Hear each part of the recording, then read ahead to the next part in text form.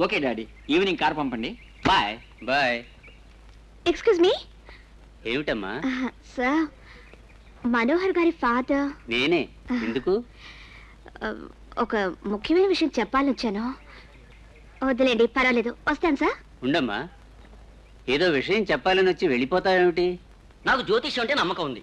ఒక శుభగ్రహాన్ని చెడు గ్రహం కలిసినప్పుడు చెడే జరుగుతుంది.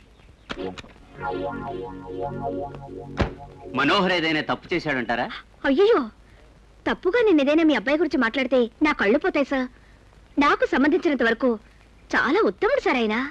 మరి ఏం చెప్పాలని వచ్చావు? నిజం చెప్పేయమంటారా? చెప్పమ్మా. ఈ కాలేజ్ లో ఒక సెట్ ఉంది. ఆ, అందరూ సూపర్ లోఫర్లు. అలాగా? ఈ లోకంలో ఉన్న దురభ్యాసాలన్నిటికీ వాళ్ళు హై స్కూల్లోనే అలవాటు పడ్డారు. ఆ?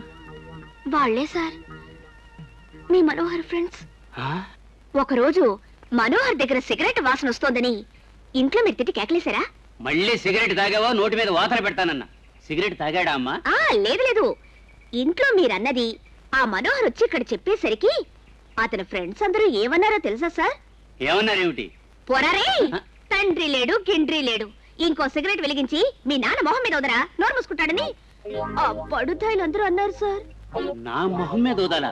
రాస్కెల్స్. ఎవరమ్మా రవిడి మూక? అరుగో.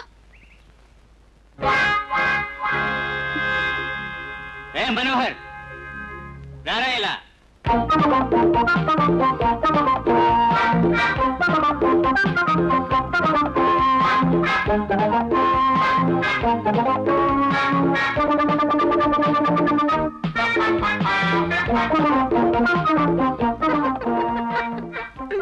నాయనలారా, మీ సావాసమే నాకొద్దు. కోటి నమస్కారాలు. నన్ను వదిలిపెట్టండి చాలు.